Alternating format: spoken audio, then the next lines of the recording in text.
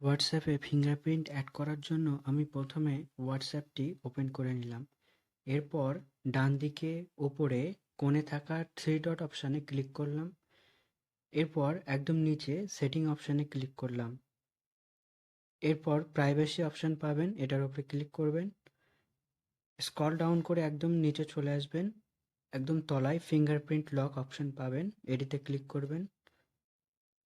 এরপর unlock with fingerprint পাবেন, যার ডান দিকে এনেবল বাটন পাবেন, এটিতে ক্লিক করবেন। এরপর আপনাকে ফিঙ্গারপ্রিন্ট সেন্সর টাচ করতে হবে সেই আঙুলটি দিয়ে যেটি আপনি লক স্ক্রিনে অ্যাড করে রেখেছেন।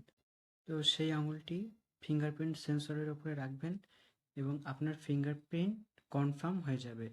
এবং শেষে দেখবেন শো কন্টেন্ট ইন নোটিফিকেশন, এই অপশানটি অন করে রাখবেন, এতে করে আপনি লক অবস্থায়ও নোটিফিকেশন পাবেন।